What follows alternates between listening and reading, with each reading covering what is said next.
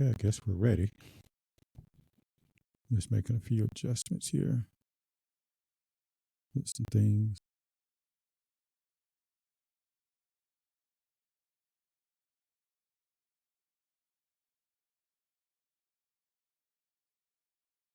Just seeing what can you see on my messy desk back there. Okay. Good deal, good deal.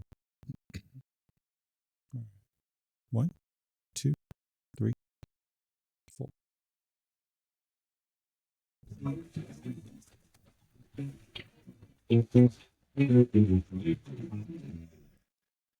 Welcome back. Welcome back. We're still in season 3, and this is a special election episode of What Chetro Thinks About It. Stuff on my mind that forms into words and then actually comes out of my mouth. I am Chetro. Today, it is election day. This is really a last minute episode. I've been wanting to record this. I wanted to record it before the election, but here we are recording on the day of election. This doggone drawn out, overexhausted election. Oh my goodness. Here we are again. The lies, the lies, the lies. I am glad I was able to get to this episode and be able to complete it and do it. So if it's being released on election day, it's being released on election day.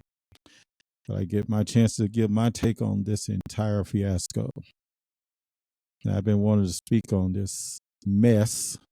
Yes, it's a mess over the past year, but life has been happening. Life has been life. It's been over-lifing for me. And I've been absent from the microphone. But I'm here today. It's election day. If you have not voted, you should vote. Get out and vote today. If you're registered to vote, or I'm learning in some states you can actually register to vote on the day of election. If that's the case, you can get out and vote. I'm not one to beg people to vote. I never liked the campaigns where we got to beg people to vote, especially when we have to beg Black people to vote. I just have not been that person that wants to beg you to vote. It should be upon your own conscience to vote. But here we are, and I'm begging you to go out and vote, because as each presidential election has been for the last 20 years of my life, this is the most important election of your life. This really is. But here we are, this matchup today. The highly contested match is between former president and convicted criminal Donald Trump and the current vice president, the first Black Asian female vice president, Kamala Harris. Do I have my clapping?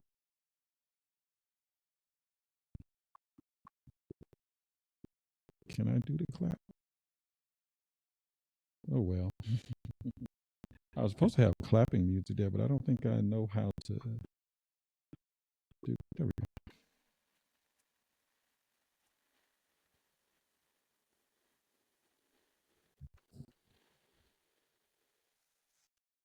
Okay.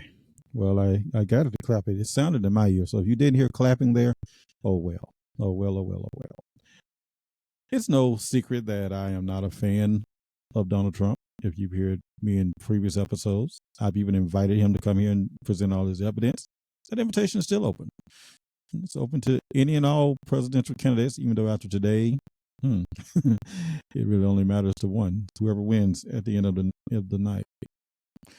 Yeah, again, I'm not a fan of Donald Trump. If you've seen anything of me on social media, you know I am not a fan of social media. I believe he is the absolute worst person that could be running, with all of his hatred, racism, sexism, disrespect, lying, criminal activity, lack of decorum, and totally, he's just unhinged, in my opinion.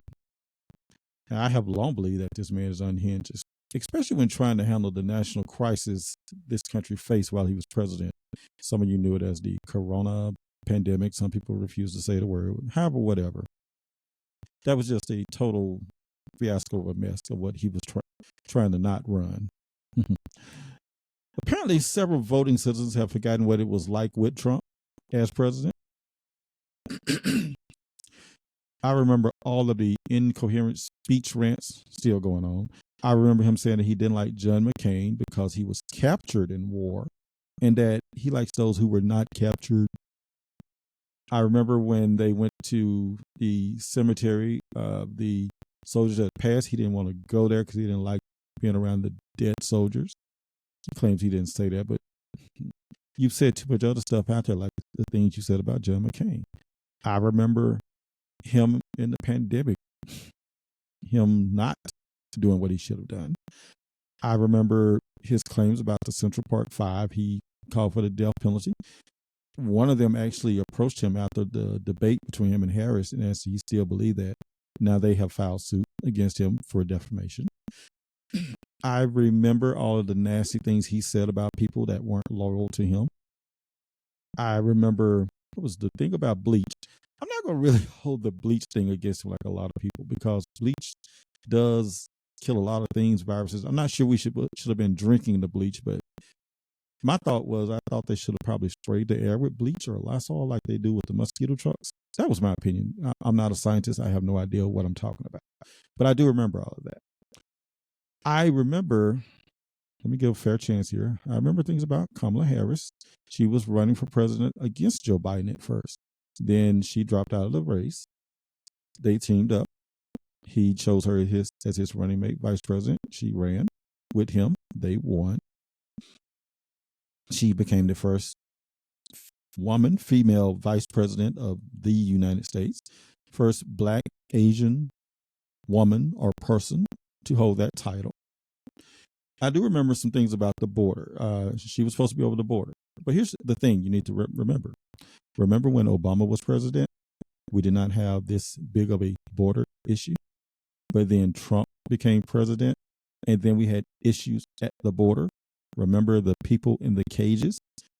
Children that could not locate their family still have not located their family. I remember there was a border fiasco. Now, let's get something straight about the border. By policy, by law, we have to allow so many immigrants into this country each year. Those seeking political asylum or from violence in their country, a lot of things. We have to allow a certain number. That is policy. That is law. We are a country of immigrants. I remember Bill Clinton saying that we are a country of immigrants, but yet we are a country of laws. Is there a problem at the border? Of course there is. People are trying to get into these great United States because living here is so much better than where they were living before. I remember Vice President Harris was assigned to go to the border. I think she went there. Big media fiasco for what she did when she went there. How it was portrayed. But I do remember that Joe Biden, Vice President Harris, had a plan or a bill that was bipartisan, and Trump told the people in the Republican Party not to vote for it because it would make Joe Biden look good. Here's a man who is destined on getting power. He wants power because he wants to avoid going to jail. He's already been convicted, 34 counts, felony counts he's been convicted on. There are several other trials awaiting. Here in the state of Georgia, the trial for election interference is basically been put on hold. Let me address that for a moment. This occurred in 2021. He made a call, or him and his team made a call to the Secretary of State of the state of Georgia, Brad Raffensperger, if I'm pronouncing his name correctly. And Trump himself basically stated, find me 1,100 X number of votes, or at least one vote more than what Joe Biden received from the state. When I'm sitting there listening to that, I'm thinking, if I did that, I would be arrested, charged with something. They finally got a grand jury to give a bill of indictment against him. I'm looking at what took so long. And you look at other things that's going on with this case. They're trying to get the district attorney for Fulton County, Fannie Willis, disqualified. They discovered she had a relationship with one of the attorneys she hired to do the prosecution, a gentleman by the name of Nathan Wade. I think Fannie Willis is a very astute, very good prosecutor. She's a smart lady. I'm just trying to figure out what in the world happened here. You had one job to do. And then on that, when you're having an affair with this man, Nathan Wade, I believe it should have been Nathan Wade's responsibility. I won't be sexual. As the man, he should have said, baby, I can't prosecute this case if we're going to be together, or something. He should have resigned before our court telling him he needed to recuse himself from it. So that's a big fiasco there. That's the whole thing with Trump is a fiasco, no matter what. Excuse me. It just shows not to be of a. I'm not going to take my little things out this time. I'm not going to have time to edit this. I'm just going to go with the flow.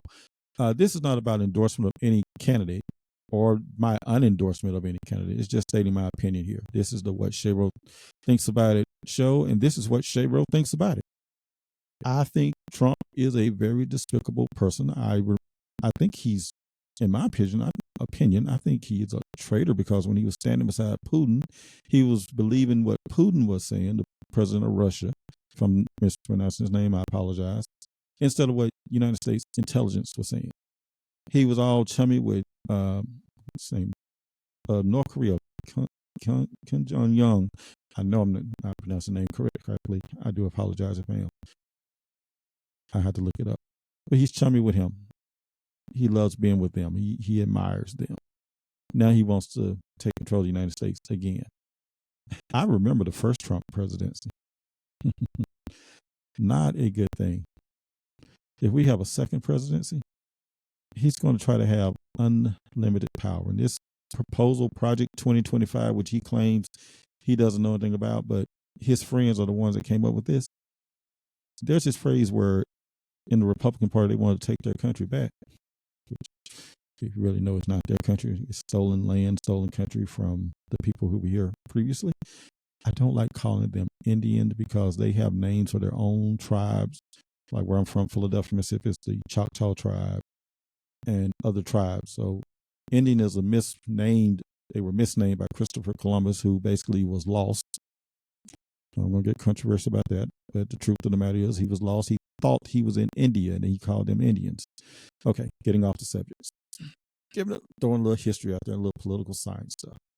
Here's my thought. Vice President Kamala Harris was running as Joe Biden's partner again, or selected as his vice president while he was running. Due to health issues with President Biden, he decided to pull out, or was told, or may have been even forced to pull out. But he pulled out of the election, and Vice President Harris took over and launched her election. She has a lot of things, she has a plan, not a concept of a plan, as Trump stated in the debate or in interviews, concept of a plan. I do think if you're going to be a leader, you have to have a plan, not just a concept of one. When they ask you about A, B, C, D, here you have answer A, answer B, answer C, answer D. Vice President Harris, she has been very good with taking the question, even though she's taken heat about the border for a crisis that basically was created by Trump. He states they've had 3.5 years to fix it. Well, you were here for the same 3.5 years, 4 years. You didn't fix it. You made it worse, and you left a big mess for them. Okay. But the border is a lot different than it was when Trump was here. The things that people are claiming are not happening. Vice President Harris, she does have a plan. She has an economic plan. She has a plan to put forward to move America forward.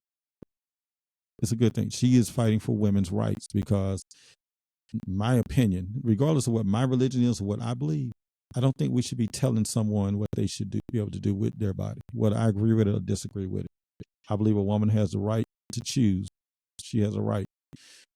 I think of the scripture, and I can't think of that word, but when they asked Jesus about the taxation that Caesar was putting in, and he looked at the coin, and he saw Caesar's picture on the coin, and he said, "Render unto Caesar what is Caesar." So why don't we render unto women what is theirs, which is their body? Oh, it's a sin. It's a sin. That's not the only sin. And pretty sure you have committed a few sins yourself. Okay? Does God want us to force belief in him upon people? Oh, no. But I believe that is where we are going to go if Trump wins this election. The biggest issue has been women's rights. And that's probably what could possibly make a difference in this election. But Trump has a big base of supporters, especially white men. He keeps claiming he has support of black men. I cannot say personally that I know of a black man who is supporting Donald Trump. Personally, there are some. I see Facebook and Instagram when someone comments and everyone goes to their page and like, I thought you were white, but they were black. Yes, there are some black men who are supporting Trump. There are a lot of people that are supporting Trump because they say they like his policies, but they don't like him. That's a conflict for me. Because there's some things with Vice President Harris, with her saying some things. The thing with the transgender, where wanting the government to pay for the sex change of someone. Do I have a problem with that? Yes, I do. That's someone's choice. Should taxpayer dollars be used to pay for someone in prison to get a sex change? I don't agree with that. Is that going to make me change my mind on what I believe she'll do as president? You know, things like this with the get the letters right, LGBTQ community. I think I got the letters right. Or as we used to say back in my day, someone who was gay or bisexual or homosexual was the name or the terms used back in my day. Someone who is of that. There's going to be a lot of things that happen regardless of who's president. The movement of the organization of the group of people, there's going to be a lot of changes, a lot of movement with things. I do think anyone who is gay or member of the community, you have certain rights too. You have a right to work, you have a right to be, you have a right to do what you want to do. Again, I am not in the business of controlling what other people do with their bodies. Okay? Everybody is not a Christian, nor is everybody saved the same as someone else. So they do have their rights to do as they please. Do I like a lot of stuff that's happening, that's going on? There's a lot of stuff other than that I don't like that is going on. But it's life. It's going on. I cannot force someone to believe the same as me. Okay, so that's my rant with whatever. Her plans seem to work out a lot better. Trump wants to put a tariff. I cannot pronounce that word even in junior high school. He wants to put a tariff on all the goods coming in from China. Ooh, we got a lot of stuff from China. And he says China's going to pay for those companies. Where do you think China is going to get the money to pay for it? Every time I click on something from Amazon, it's coming from China. Guess what? I'm paying a little extra for it. Or some of these other sites, I think it was Temu, if I'm pronouncing it correctly. It's amazed me. I'll click on something and say, like, be shipped in 2 to 3 days. Then you get to shipping, awaiting processing in China, awaiting American investigation or whatever, or they're inspecting the ship or whatever. You know, you'll see it's going across the ocean on the ship and it's coming from China. So if we get all these tariffs that Trump is talking about, guess who's going to pay for it? The same way I had a part in that rocket ship that was it Elon Musk? He went up in the rocket ship. Yeah, I counted the seconds. I am responsible for 0.0002 seconds of that rocket ship. Yes, I have bought that much Amazon. Yes, I will be buying that much Amazon. Do I care that it was made in China? Yes, I do. It would be nice if we could have a lot of stuff made here in America. Is that going to ever come back? That's a tricky question.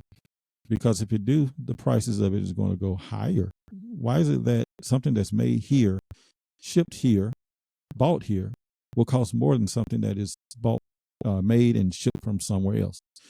You do the math and the politics on that. That's not my job today. Here is what I do think. I'm going to actually make a prediction of what I believe is going to happen in this election. And again, this is not endorsement of any candidate or anything. It's just what I believe based on my little knowledge of politics. You do know I have a Bachelor of Arts degree in political science pre-law. So therefore, I do know how to look at some things and analyze them. Have I looked at a lot of data and analyzed? Not a lot. I look at the news sometimes. I look at what I see. What I have seen, this always surprised me. White women who have come out for Kamala. That, and it's not because she's black or she's Asian or because she's woman. It's because she's a woman and she understands them. And this is just the time that women want to be and need to be heard. And I see that some women will come to me on the side. You know, I'm for her. I'm like, huh? I'm for her. Okay. Her who? And they'll come in there and say it. And I'm like, oh, you're for Kamala. Okay, well, God bless you. Good deal. Yes, thank you. I don't know why white women feel they need to come and tell the black man that they're for Kamala. I'm like, okay, good. I'm glad you're voting for someone. But this group is becoming the voice that is going to be heard in this election, regardless of the outcome. And they're determined to be heard. It's the woman herself. I was about to get the woman herself. This is the time for her to be heard, and she's going to be heard. She's not going to be silent. If we look in history, women have always spoken up and said something about when something is not right. This is not right. And a lot of them feel Donald Trump is not right. But here, back to my forecast, my prediction for this election. I feel that Donald Trump is going to win. I don't like saying that, but I feel that his supporters, mostly white men, and I guess maybe some black men in there, whatever, just men in general, they're going to come out in big support of Trump. And also because how this electoral college is made up, we saw Hillary Clinton, she received more votes than Trump. Al Gore received more votes than Bush, George W. Bush. But yet, the way the electoral college and the way the Supreme Court did it, Bush won, even though he had less votes. And that may be what happened here. Kamala may have more votes, but the electoral college may sway on the side of Trump, which that proves to me that the electoral college is real messed up. If it was true and accurate, it would go with the fact that the more votes a person gets, that's determined as the winner, because that's who the people have chosen. I personally think we need to get rid of the electoral college. Some very, very smart person came up with it.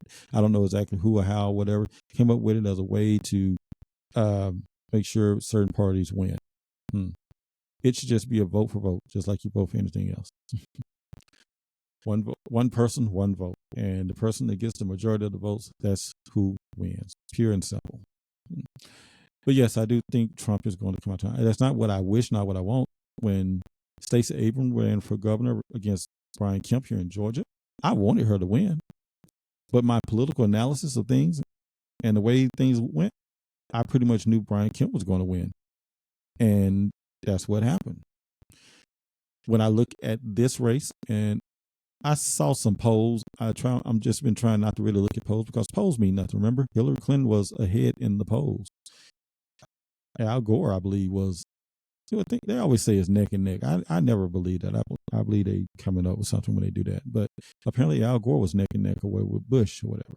They say now, it's neck and neck, or in some polls it shows Trump ahead, some polls show Kamala ahead in some states. Some are toss-ups, like Georgia is being considered a toss-up now. But based upon my view of trends and the popularity of that guy, the convicted criminal Donald Trump, he's probably going to come out and win. Question I always wondered is, if he's convicted and he actually gets to serve jail time for some of these other things, can he serve as president from a jail cell?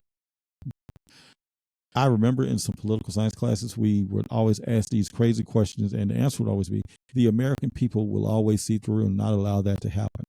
Here we are, a lot of those questions we asked back in that political science class that are coming true. Speaking of first election, I do remember my first presidential election is the one that Bill Clinton won, not stating who I voted for, but the one that Bill Clinton won. I remember it was a Tuesday, which means I had classes late. My first class that year, I believe, was at 2:30 in the afternoon. I want to say that's what it was. And I drove home from Jackson, Mississippi to Philadelphia, Mississippi to cast my vote. My first presidential election. Even though I'd been registered to vote then by like 2 years, that was the first presidential election, 1992. Drove home, cast my vote, saw a few people, whatever, got back on the road, drove back, got to class right before 2:30. We got back just in time for class, and we were discussing some things, politics. And like, yes, I just came home from voting. I drove to Philadelphia, Mississippi this morning to vote. And everybody was just so amazed. Philadelphia was like maybe an hour, 10 minutes, 15 minutes away. But still, everybody was just so amazed that I drove home to vote.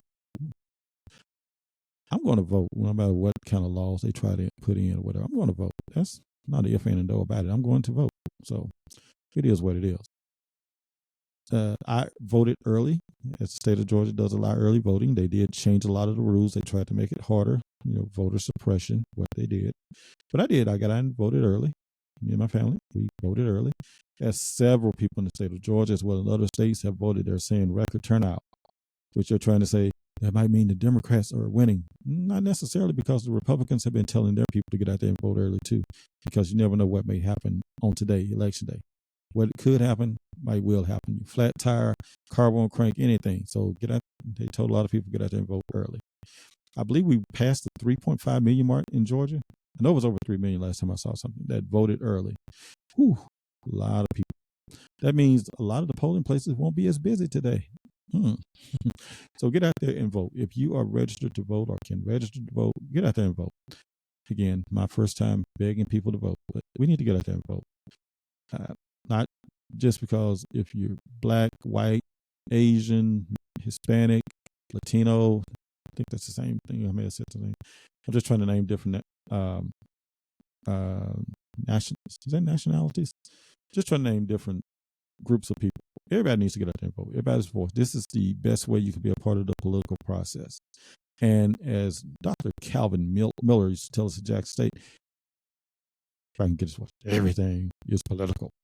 Everything is political. Dr. Calvin, if you can imagine a cross between Colonel Sanders and Red Fox Fred Sanford, you have Dr. Miller with the same gravelly voice as Fred Sanford. Ooh, rest in peace. I love that man. Love that man. But again, my election day special. This is election time. God help us all.